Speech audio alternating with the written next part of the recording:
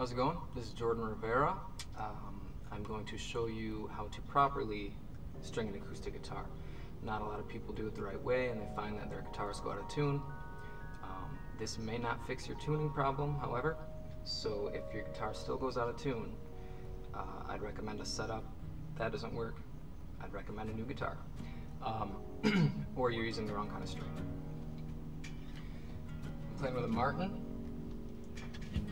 Today I'm using the Darios, or however you say that, because they didn't have Martins at the Grand Haven music store over there. Good place though. Okay, here we go. It's very important first to make sure that when you put that loop in there, that stays in there nice and good. Now, the best way that I've found how to do it is you just kind of bend it a little. Right where it starts thinning out, where it's wound. I don't know if you can see that. Not too bad. But yeah, just bend it a little. And put it in there. Pull up on it so that thread is on top. Then when you put your pins in, push down and pull on the string, because that's gonna pull when you're tuning it. That's gonna pull when you're playing it. Strings stretch, the strings pop, the strings break. If you find your string is breaking a lot, take a pencil and on your groove there, on your bridge, just kind of put a little lead in it. Some graphite. That'll soften out some things. Because most times when it's breaking, it's because something is sharp and cutting. Okay. So we got that in there nice and good. This is our low E string, by the way. Now we're going to move on to the important part. Many people, when they tune their guitars, they just put their strings in the hole, kind of kink it a little,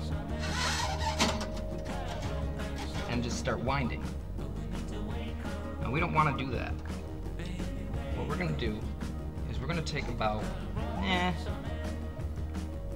5-6 inches of slack out. Don't know if you can see that, but I got quite a bit of slack there. Now, you want the string to be coming from the in to the out, okay? Because we're going to be turning this way. But first, before we do that, we're going to do the trick. It's called the pinch method. You take your string, you bring it around, under, I'm doing this weird because I had the guitar on the side for the camera, but yeah, you bring it under, see that? And we're going this way with the string, okay? Pull it,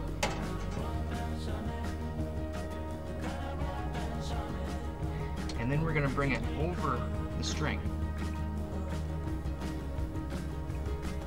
And then we're going to lock it tight. Just pull onto it. That creates a pinch, okay? So, when we tune it, I'd recommend a hand tuner to prevent you from developing carpal tunnel like I have. But when you tune it, it pinches it. So there's nothing that could possibly escape from that tension. Over time it will, but that's just when you change your strings. And if you're an avid player, play every day, change your strings at least once a month. Doesn't matter if you're using those new technological strings that I hate with the, the gloss on them or whatever. I don't even know what they're called, but you know what I mean. With the coating, and it frays off and it gets all weird. Just get bronze strings if you want that bright sound.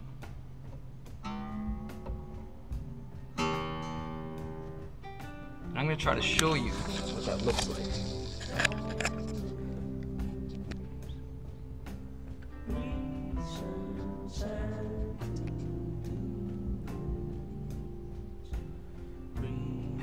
If you notice, see that string going up? It's locked down by the string that's raveling it. Well, the same string, but it's part of the string that's raveling it and giving it that tension that it needs so it doesn't slip. Okay? Now the tricky part is when you do the next string, I'd recommend going from like low E to high E to A to B to D to G. Just to keep the equilibrium, keep the balance. When you go to the next string, you're not going to be going this way. You're not going to go under this way and then go over that way. You're going to go the opposite way, because obviously these pegs are facing the other way, and you turn them the other way. If that was at all confusing, I apologize. This is my first video, but I just wanted to get that out and make sure that people knew the pinch method. If you didn't get a good grasp of it from my video, just YouTube the pinch method and you'll get a better professional view of it. My next video will be discussing the cage system, which is a great system for any type of guitarist because it lets you know your place on the guitar. The fretboard's a mystery to a lot of people, and it's a mystery to me still, and it's getting more mysterious as I dive further into it.